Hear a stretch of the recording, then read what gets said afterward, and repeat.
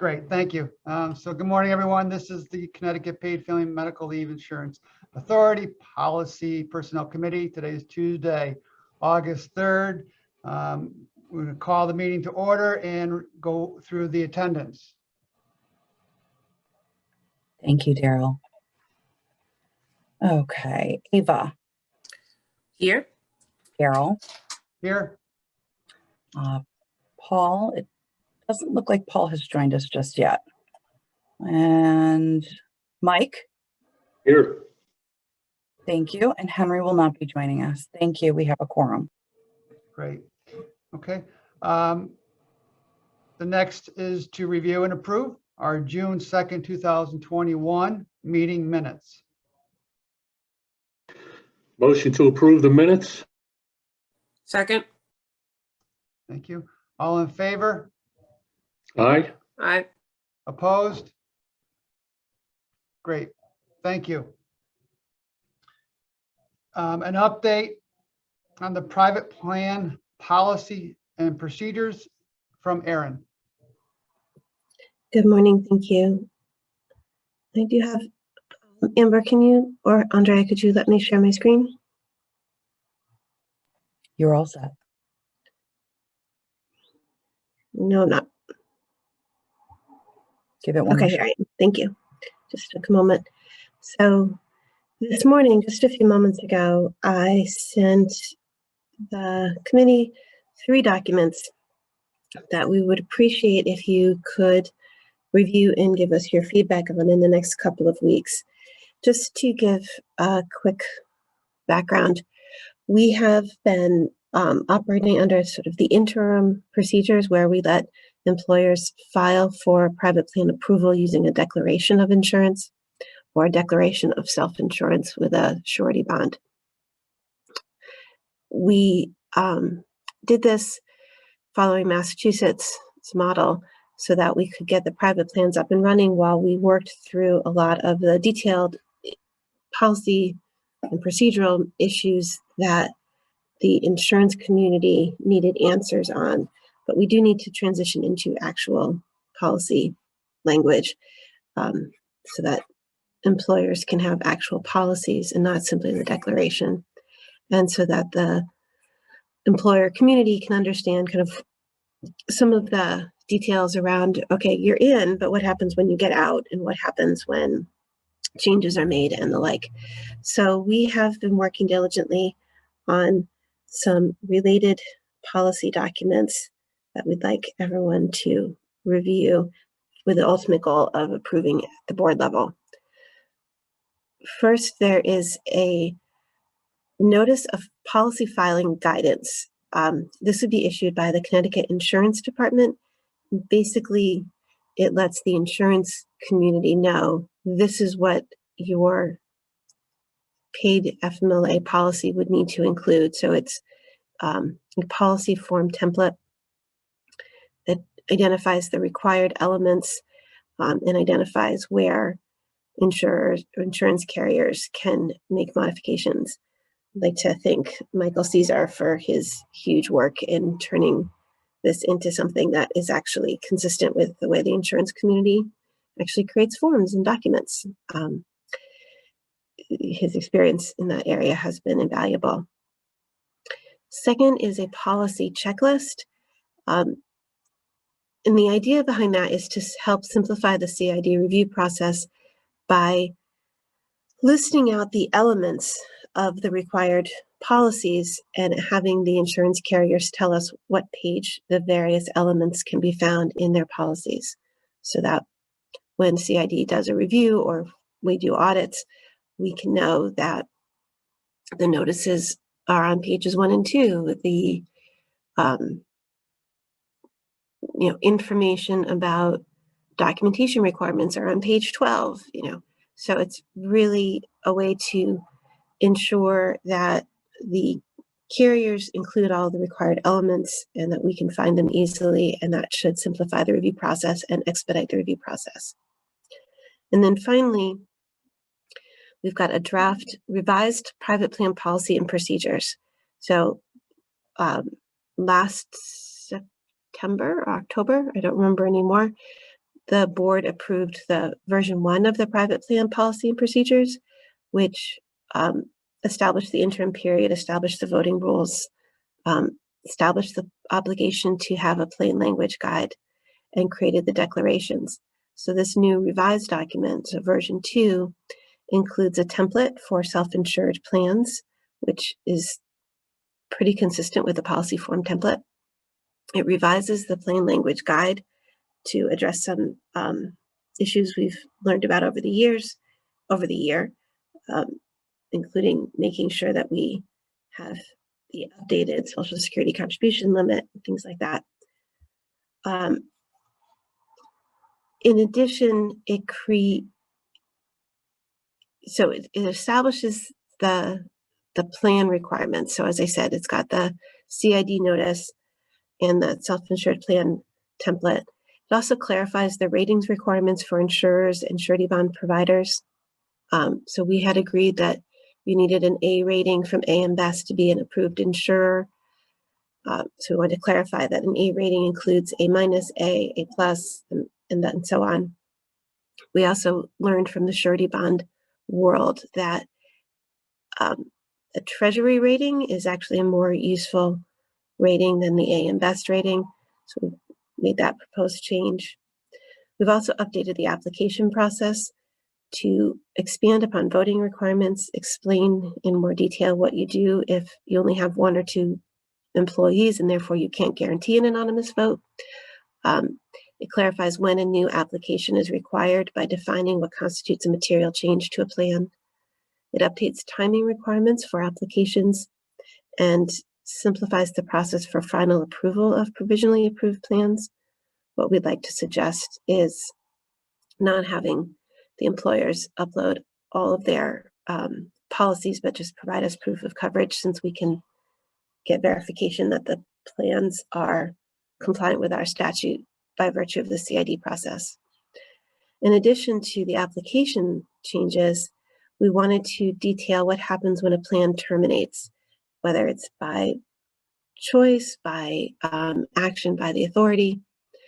We wanted to identify the timeframes for notifying us if there's, and employees, if a plan is going to terminate, so that there's enough time to obtain new coverage and do the new voting process. And we recommend imposing certain penalties if employers fail to comply with those notice obligations. We also wanted to begin outlining an audit process, because we will be auditing private plans. And then finally, we wanted to update that plain language guide, as I mentioned. So we've given you a lot. We gave it to you this morning so that you didn't feel like we were sneaking homework in on you over the weekend. We want you to take some time over the next few weeks to review these documents and give us feedback.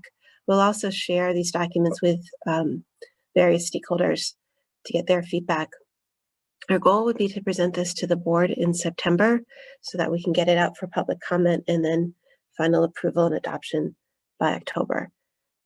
Because we do, and I take full responsibility for the fact that this has taken longer than I had hoped, but it's very detailed and very complicated. So it took a very long time, but we do need to get this out. The insurance community and the employer community are looking for this guidance so that they can finalize their plans. So I will stop sharing and be happy to take any questions that anyone may have about sort of what we're asking in advance of you having a chance to actually review the documents we shared. So, Erin, we review it and send our comments to you?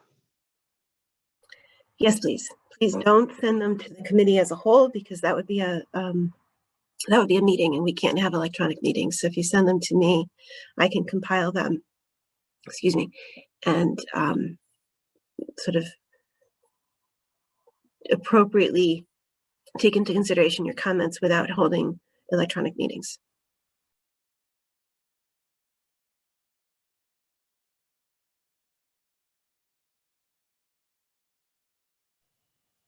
Erin, can we also have them copy Michael, just so there's a backup for you?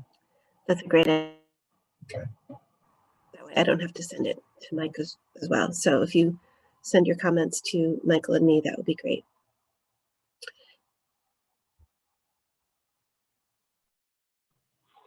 Good morning, Paul. Morning. Apologies for joining late.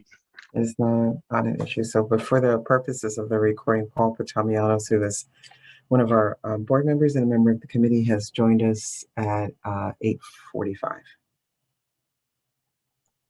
Great. Any other questions for Aaron on the private plan policy procedures? Okay. Next is an update on claims administration from Andrea and Aaron. Okay, so I'll start. Good morning, everyone. I would like to provide just a brief update on where we are with claims administration. I think everyone is now aware that there was a formal announcement from the governor's office that AFLAC is the third-party administrator that has been selected to perform claims administration functions for the Paid Leave Authority. I would like to report on where we are in the work that we've completed with AFLAC. All of the major workflows regarding claims administration, I should say the majority of them are complete. And that includes the workflows on taking in a claim, either electronically or by paper. It also includes at least 20, I think that's probably an underestimation, or more of the different payment scenarios that we anticipate we will encounter. And I have to thank Matt Belowski of our team, who created an extraordinary spreadsheet that outlines almost all of them. And we've been using that as a guide to determine the different ways in which we think payments may be paid and how the benefits formula in the statute would be applied. There are also policies around how we will monitor intermittent leave, because we have heard very clearly, and we know this, meaning Aaron and I from our own experience, that intermittent leave can be one of the most challenging types of FMLA to manage. So there are rules about how intermittent leave will be monitored and make sure that it is paid. And there are also a number of guidelines that have been created around overpayment, whether that's through malfeasance or inadvertent overpayments. For example, a person is appropriately receiving their benefits, they happen to get better and come back to work on time, and the timing between the time that we're able to cease payments for paid leave benefits and the time that they return to work may overlap, and we would want to recoup those payments, so there are rules around that.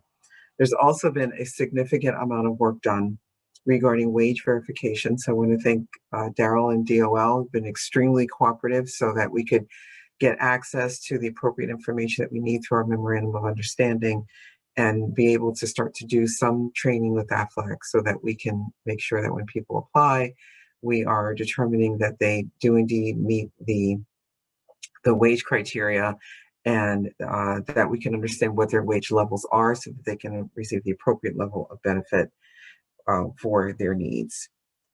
Right now, recruiting is occurring both on the AFLAC side and the authority side.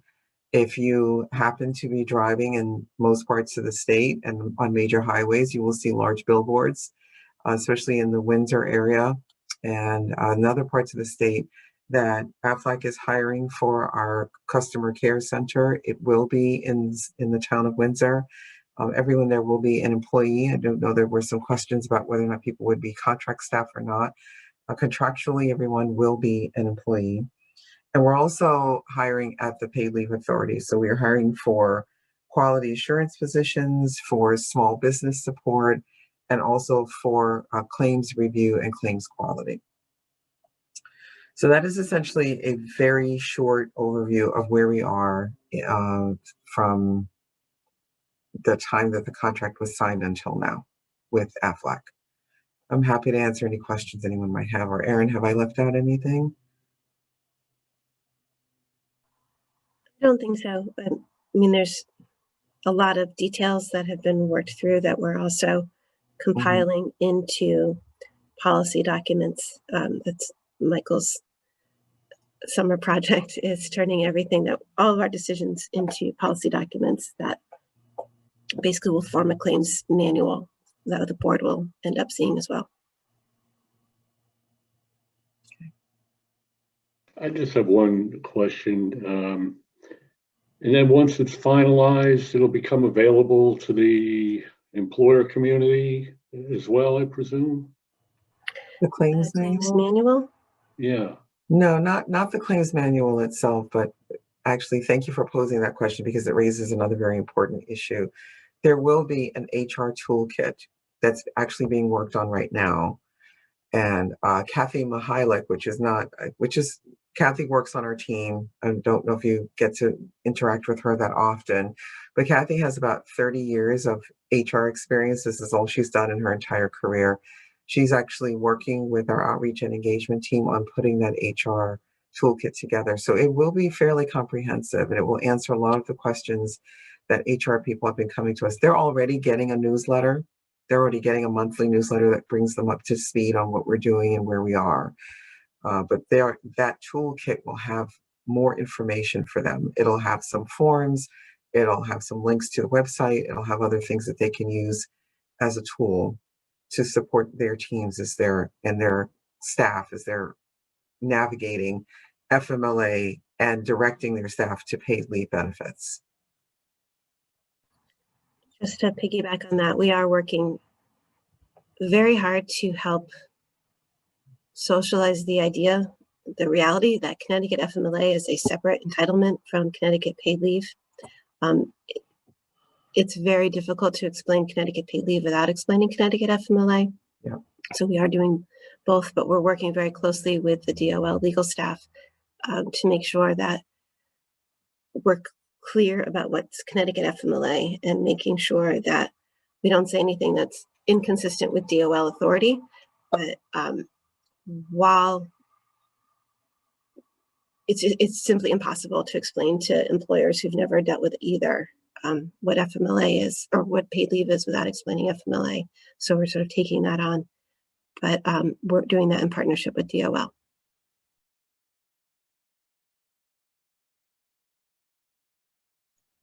Great. Any other questions for Andrea and Aaron? Okay, the next topic is the update on finance and accounting manual through Aaron. It's a very short update. We posted after the board approved the finance and accounting manual in July, we posted it with the Connecticut Law Journal for the 30 days notice. So we're about halfway through that notice period. So far, we've received one inquiry for a copy of the manual because of the format of the manual and the fact that it included a lot of images for workflows. The journal wasn't able to publish it in its entirety. So people who wanted it had to ask for a copy. So we received one request for a copy and so far no comments. The public notice period ends on August 20th. So we'll see if anyone else submits requests for a copy or submits comments, but I think it's probably going to be very limited, if any, and we'll be able to bring it back to the board for final approval in September.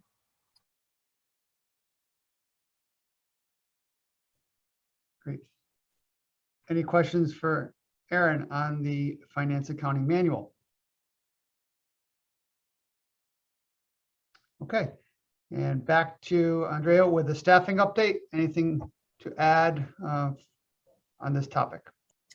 Yes, just a few things. So we do know that last month, Chris Floyd, who was our acting COO, has moved to another position. So we are actively putting together with some input from our team an updated job description so that we can get that reviewed and posted so that we can look for her successor. I will say it again, Chris can never be replaced. She can only be succeeded.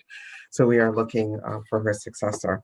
And some of you may have read that Andrea Comer is moving to the Department of Consumer Protection to help lead the state's cannabis efforts. So she will be leaving at the end of August. She actually had a role of the Chief External Affairs Officer, which is something that we pivoted to away from the Chief of Staff, which was the original role, because the need for communication was so great at the time. And there was really less of a need for a Chief of Staff. So again, as a team, we are assessing whether or not we continue to need a Chief External Affairs Officer or whether it would be preferable for us to have someone on our team who has more legislative affairs and legal experience, since there's quite a bit to do with claims and statute itself and actuarial analysis. So we may be looking for a different skill set than the one that Andrea brought, but we still have two very strong people in our outreach and engagement. So Jessica Vargas continues to work as our Senior Director of Marketing and Outreach. And we recently had Nancy Barrow join our team as our engagement manager. So Nancy was actually recruited to fill the role of outreach coordinator, but she came with such a depth of experience in radio and television and media and social media that it didn't make sense to just send her away because she wasn't an outreach coordinator. So again, this is what we do at the Paid Leave Authority. We pivot, right? We try to bring in the best talent. And Nancy has agreed to join us. So, and it turns out it probably is a good thing, because with Andrea's departure, we really need that bench strength with having someone with Nancy's talent and experience. So for outreach and engagement, we now have Nancy and Jessica, as I mentioned, and then we will most likely just be looking for someone who has a combination of these really strong legislative and governmental affairs outreach experience and some pretty strong outreach and engagement. And it's more likely that Jessica and Nancy will report to that person. But when we have more details around that job description, I'll bring that back to the committee. We can review that in more depth. But as of right now, we're looking for a chief operating officer, which is really where our focus is at the moment. Great. Any questions for Andrea? Okay. Next up is any old business to discuss.